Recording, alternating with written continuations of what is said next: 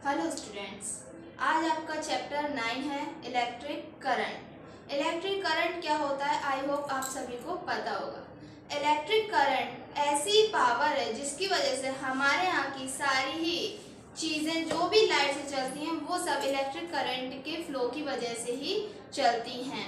आप यहाँ पर देख सकते हैं एक बल्ब है जो कि एक बैटरी से जुड़ा हुआ है। ये बैटरी आपने सभी ने देखी होगी घड़ियों के सेल में, रिमोट के पीछे जो सेल होता है वो यही बैटरी होती है, यह सेल होता है। तो जब इसको हम इसके पॉजिटिव और नेगेटिव, इसके ऊपर दो चार्ज होते हैं, एक होता है पॉजिटिव एक होता है नेगेटिव। तो जब हम बल्ब को इससे जोड़ देते हैं तब इसमें करंट फ्लो होने लगता है और ये बल्ब जल जाता है। लेकिन अगर हम इसी फ्लो को यहाँ से तोड़ दें या इसे यहाँ से हटा दें तो ये जब वायर है हमारे सेल से नहीं जुड़ी है तो इसमें भी ये बल्ब भी हमारा जलना बंद हो जाएगा। इसका क्या मतलब है कि किसी भी चार्ज का कंटिन्यूअस फ्लो एक इलेक्ट्रिक करंट कहलाता है। तो चलिए स्टार्ट करते हैं हमारा chapter electric current. Electric current क्या होता है? The continuous flow of electric charge from higher potential to lower potential is known as electric current. किसी भी चार्ज पार्टिकल्स का जो कि हायर पोटेंशियल यानी कि पॉजिटिव से नेगेटिव की तरफ फ्लो करना हमारा इलेक्ट्रिक करंट कहलाता है। हम दूसरी फॉर्म में इसे देख सकते हैं। इसकी दो डेफिनेशन यहाँ पर लिखी हुई है। First one is this and second one is the rate of flow of electric current charge through a conductor पर unit time is called electric current. किसी भी इलेक्ट्रिक करंट की एक यूनिट टाइम पर जो भी चार्ज फ्लो होता है उसे हम कहते हैं इलेक्ट्रिक करंट। हम देख सकते हैं कोई भी चार्ज है उसको हम Q से डिनोट करते हैं, इससे डिनोट करते हैं Q से, और हमारा जो टाइम है वो होता है हमारा T। तब हमारा इलेक्ट्रिक करंट क्या होगा? तो इलेक्ट्रिक करंट को हम डिनोट करते हैं I से। I तो the rate of the charge through करना पर यूनिट टाइम, तो the flow of charge per unit time is known as electric current. तो किसी भी चार्ज का एक यूनिट टाइम में फ्लो जितना भी होता है उसे हम इलेक्ट्रिक करंट कहते हैं। इलेक्ट्रिक करंट की जो SI यूनिट है उसे हम कहते हैं एम्पियर। क्या कहते हैं? वैसे आप इसका देख सकते हैं तो Q का होता है हमारा कूलम पर सेकेंड, टाइम का होता है हमारा उसका यूनिट होता है सेकेंड। आप इसे कूलम पर सेकेंड या एम्पियर भी कह सकते हैं। और एम्पियर को हम डिनोट करते हैं A से।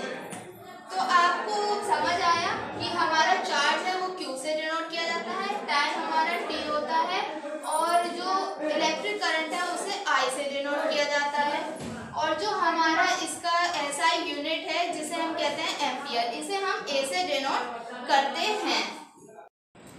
नेक्स्ट टॉपिक है आपका सेल। सेल क्या होता है? अभी मैंने आपको यहाँ पर बताया ये जो मोबाइल, रिमोट, घड़ी इन सब में पड़ता है वो होता है हमारा सेल। तो सेल की हमारी साइंस की लैंग्वेज में क्या डेफिनेशन होती है? The source in which electric current is produced by the virtue of chemical reaction is called electrothermic cell और सिंपली एज सेल।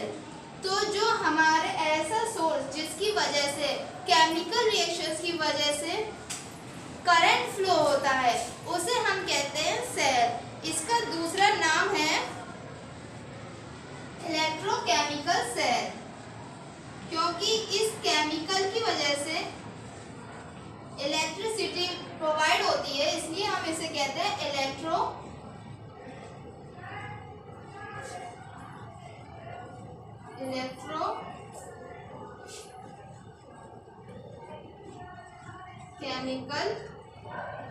सेल, और नॉर्मल या सिंपल लैंग्वेज में हम इसे कहते हैं सेल।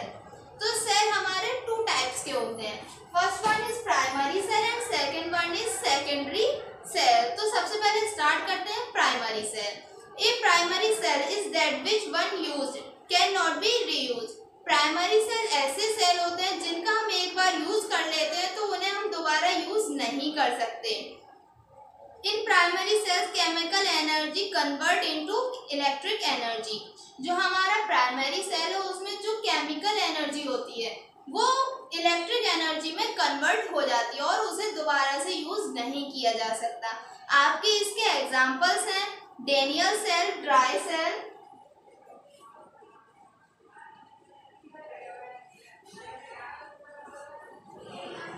डेनियल सेल,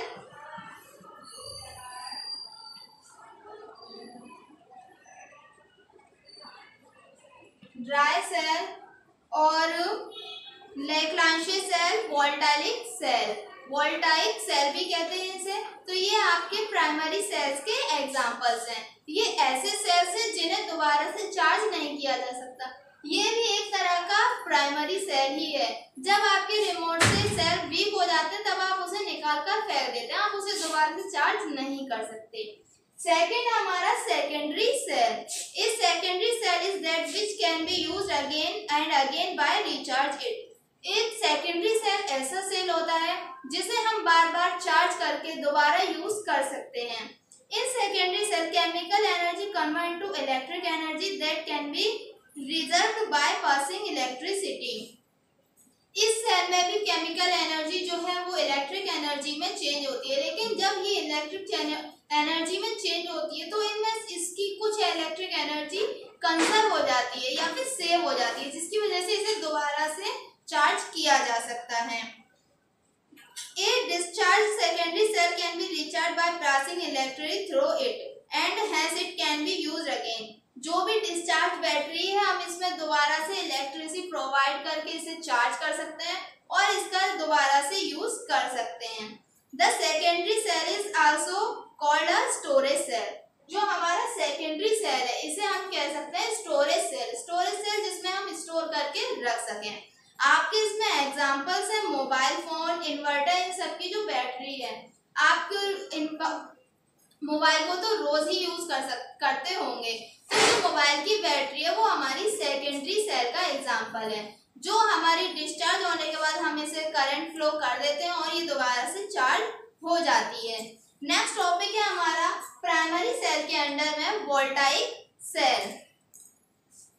तो वोल्टाइक सेल क्या होता है ये अभी हम आपको बताएंगे। वोल्टाइक सेल एक प्राइमरी सेल है जो दोबारा से कंजर्व नहीं किया जा सकता या फिर इसकी एनर्जी खत्म होने के बाद इसका कोई यूज नहीं रह सकता है। तो अब हम स्टार्ट करते हैं आपका वोल्टाइक सेल।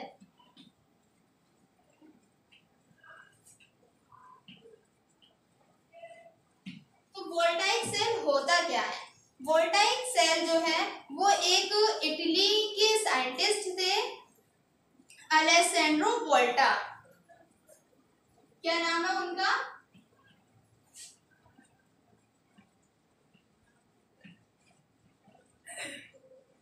अलेसैंड्रो वोल्टा।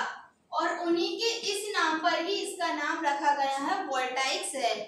उन्होंने 1796 में इस सेल को बनाया था या इस सेल को इन्वेंट किया था। तो इसमें क्या होता है, when two strips made of different catalysts are dipped in an acid solution and electric current begin to flow from one strip to another। आप यहाँ पर देख सकते हैं कि जो यहाँ पर एक सॉल्यूशन होता है, एक इलेक्ट्रिक सॉल्यूशन होता है, इसमें दो रॉड अलग अलग डिप की जाती हैं, तो इसकी वजह से जो करंट फ्लो होता है उसको हम कहते हैं voltaic cell. This arrangement is called as voltaic cell. जो ये पूरा अरेंजमेंट है, जो एक सॉल्यूशन और उसमें दो स्ट्रिप्स पड़ी हुई हैं, वो पूरा अरेंजमेंट हमारा वोल्टाइक सेल कहलाता है। The acid which is used in this cell is called electrolyte and the electric strips are called electrodes.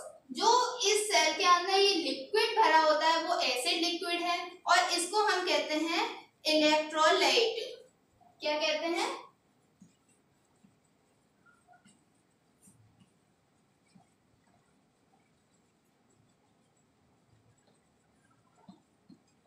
जो हमारा सॉल्यूशन होता है उसको।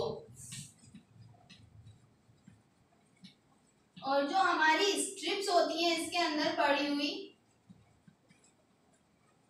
उनको हम कहते हैं इलेक्ट्रोड्स।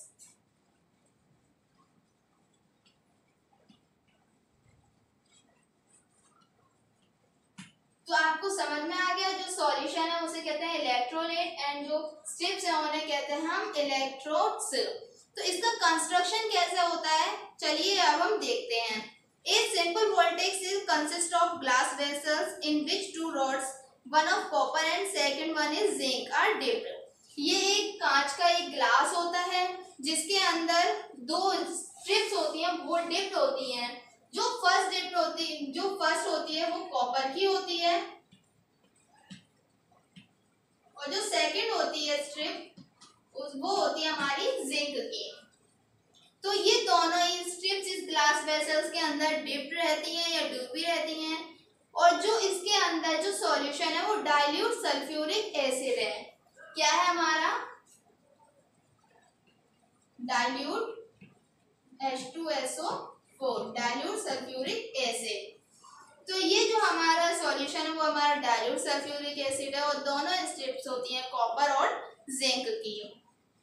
तो जो एक सल्फ्यूरिक एसिड है वो हमारा कहलाता है इलेक्ट्रोलाइट, क्योंकि अभी हमने बताया जो सॉल्यूशन है वो इलेक्ट्रोलाइट होता है, और जो दोनों स्ट्रिप्स हैं जिंक और कॉपर की वो हमारी होती हैं इलेक्ट्रोड्स। तो when two electrodes are connected through a wire, chemical reaction start and electron start to flow from zinc rod to copper।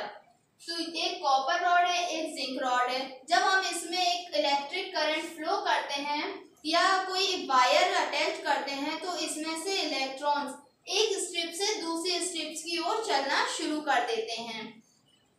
The copper rod is called positive terminal and zinc rod is called negative terminal. जो हमारी copper की rod है वो हमारी positive terminal कहलाती है और जो जिंक की स्ट्रिप्स है वो हमारी नेगेटिव टर्मिनल कहलाती है, या उसे हम नेगेटिव टर्मिनल कहते हैं।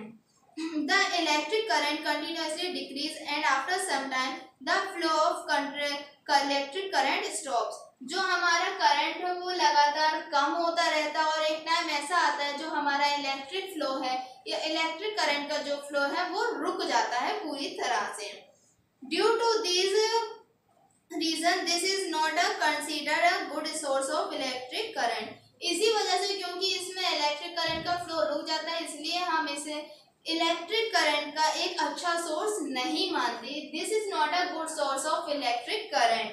ठीक है, इसमें रिएक्शंस होती हैं जो जिंक है, जिंक के जो आयंस है वो दूसरी जगह जाते हैं और कॉपर के आते हैं। उसमें जो रिएक्शंस होती हैं वो क्या रिएक्शंस होती हैं वो देखिए। जो हमारा Zn है वो हमारा जो जिंक है वो हमारा सॉलिड फॉर्म में होता है और ये इसकी जो रिएक्शंस हैं ये हमारी रिवर्सिबल रिएक्शन कहलाती है, क्योंकि जब हम इसे इसमें कन्वर्ट करते हैं तो ये भी दोबारा से कन्वर्ट होकर ये बन सकता है। तो जब हम इसको इलेक्ट्रिक करंट फ्लो करते हैं तो इसमें 2 पॉजिटिव चार्ज आ जाता है और 2 इलेक्ट्रॉन रिड्यूस हो जाते हैं। ये हमारी जिंक इलेक्ट्रोड कहलाती है। और नेक्स्ट है हमारी कॉपर की इलेक्ट्रोड। इसमें Cu2 पॉजिटिव चार्ज होता है प्लस 2 इलेक्ट्रॉन हमारे निकलते हैं, तो ये दोनों साइड पे फ्लो होती है और ये हमारा बन जाता है कॉपर। इस तरह से आप देख सकते हैं जो Zn है उस पर चार्ज फ्लो होता है तो उसमें से 2 इलेक्ट्रॉन निकल जाते हैं और जब इलेक्ट्रॉन निकलते हैं तो उसमें पॉजिटिव चार्ज आ जाता है।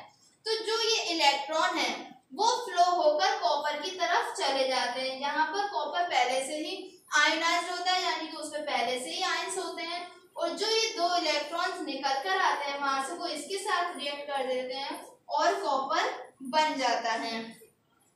इसकी ड्रॉबैक्स ऑफ सिंपल वोल्टेज से इसकी कुछ कमियां भी होती हैं। क्या कमियां हैं इसकी? Zinc continue to react with sulphuric acid even when it is not in use. जो हमारा जिंक की रॉड है वो कंटिन्यू जो सल्फ्यूरिक एसिड का लिक्विड है उसमें कंटिन्यूअस उससे रिएक्ट करती रहती है। जब हम इसका यूज नहीं कर रहे होते तब भी ये इसके साथ रिएक्ट करती रहती है। There is wastage of zinc in it this cell, जिसकी वजह से जो जिंक है उसकी वेस्टेज होती है। सेकेंड है hydrogen gas bubbles deposition on the copper electrode lower the cell potential and prevent further reactions. और जो कॉपर है, कॉपर के ऊपर हाइड्रोजन गैस आ जाती है जिसकी वजह से उसमें बबल्स हो जाते हैं और वो हमारी कॉपर की जो स्ट्रिप है वो बेकार हो जाती है। इस तरह से आपका ये वोल्टाइक सेल कंप्लीट होता है। नेक्स्ट टॉपिक है आपका ड्राई सेल। ड्राई सेल क्या होता है बच्चों? अभी आपको मैंने पढ़ाया वोल्टेलिक सेल। तो ड्राई सेल जो है वो वोल्टाइक सेल का एक इम्प्रूव किया हुआ रूप है। इसका इन्वेंट जी लैग्रांजे ने किया था, इसलिए इसे लैग्रांजे सेल भी कहते हैं। तो 1865 में इन्होंने इसका इन्वेंशन किया था। किस ईयर में? 1865 में। तो it is the invented a new cell which remove the defect of simple voltaic cell. जो लैग्रांजे ने इस सेल का इन्वेंट किया था, तो जो ये सेल है वो वोल्टाइक सेल में जो जो कमियां थी उसको इम्प्रूव करके या उसको ख़त्म करके इस सेल को बनाया गया था। Dry cell is an improved form of voltaic cell. Dry cell voltaic cell की एक इम्प्रूव्ड फॉर्म है। It is very convenient to use, और इसका इस्तेमाल करना या यूज़ करना बहुत ही ईजी होता है। It is use in torches, transistors, toys, clocks etcetera. जो ये सेल है इसका यूज़ हम टॉर्च में करते हैं, ट्रांजिस्टर में करते हैं, जो बच्चों के टॉयज आते हैं उसमें सेल डाले जाते हैं, वो सब सेल ये लैग्रांजे या ड्राई सेल ही होते हैं। A single dry cell can provide a voltage of 1.5 volt. जो हमारा ड्राई सेल है वो लगभग 1.5 वोल्टेज प्रोवाइड कर सकता है। कितने? 1.5 वोल्ट। इसलिए आपने कभी अपने आसपास कभी सेल देखा होगा तो उस पर लिखा होता है 1.5 वोल्ट, वो यही वोल्ट होता है। अब हम इसका देखते हैं कंस्ट्रक्शन। यहाँ पर आप देख सकते हैं जो एक सेल बना हुआ है, इसमें लेयर्स बनी हुई है। यहाँ लिखा है कार्बन स्लाइड। ये कार्बन स्लाइड या ग्रेफाइट स्लाइड एक ही होती है, एक कार्बन की बनी हुई होती है। A dry cell consist of carbon rod inserted into a black coloured powder. जो ये सेल है ये ग्रेफाइट रॉड है या कार्बन रॉड है, इसके अंदर एक ब्लैक कलर का पाउडर होता है। The powder is a mixture of manganese dioxide and carbon. जो ये पाउडर है ब्लैक कलर का पाउडर इसके अंदर होता है वो मैंगनीज डाइऑक्साइड और कार्बन का मिक्सचर होता है। The powder is taken in a small muslin bag. और जो पाउडर है वो एक पतले या छोटे मसलिंग बैग में भरा हुआ होता है। The muslin bag is placed inside a zinc container. और जो ये मसलिंग बैग है वो जिंक कंटेनर आपको दिखाई दे रहा है इसके अंदर होता है। The space around the muslin bag is filled with moist paste of ammonium chloride. जो इसके अंदर का जो मसलिंग बैग है उसका ऊपर का कवर किया जाता है अमोनियम क्लोराइड के अमोनियम क्लोराइड का जो मॉइस्ट मिक्सचर, यानी कि उसमें कुछ नमी होगी तब हम यहाँ पर H2O भी लिखेंगे। H2 क्योंकि वाटर का सिंबल होता है, NH4Cl अमोनियम क्लोराइड का होता है, लेकिन यहाँ पर दिया है मॉइस्ट यानी कि कुछ गीला, तो इसका फॉर्मूला हो जाएगा NH4Cl H2O। तो जो इसके अंदर ऊपर का मसलिंग बैग के ऊपर का जो छेद होता है वो इसी से बंद किया जाता है।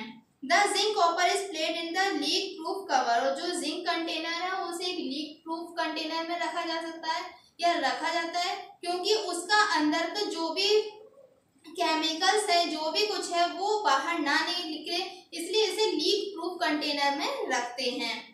The zinc container is container acts as cathode. The zinc container act as cathode and the carbon rod act as anode. जो हमारा जिंक का कंटेनर है वो कैथोड की तरह कार्य करता है।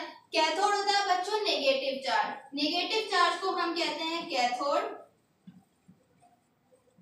और जो पॉजिटिव चार्ज होता है उसे हम कहते हैं एनोड। तो जिंक है वो हमारा कैथोड होता है और जो कार्बन है वो हमारा एनोड की तरह काम करता है इस ड्राई सेल में। Usually a brass cap is provide on the carbon rod. और जो कार्बन रॉड है उसके ऊपर एक ब्रास यानी कि तांबा या पीतल की एक लेयर लगा दी जाती है। When the cell is connected to an electric device, chemical reaction take place in the cell and electric current is produced. जैसे ही इस सेल में इलेक्ट्रिक वायर लगा दी जाती है या करंट फ्लो किया जाता है तो इसमें एक केमिकल रिएक्शन स्टार्ट हो जाती है और इलेक्ट्रिक करंट बनना शुरू हो जाता है। इस सेल की एडवांटेज क्या है, चलिए पढ़ते हैं। This cell is light in weight and small in size. जो ये सेल है वो वेट में हल्का होता है और साइज में छोटा होता है in comparison to voltaic cell. This cell can be transported from one place to another easily.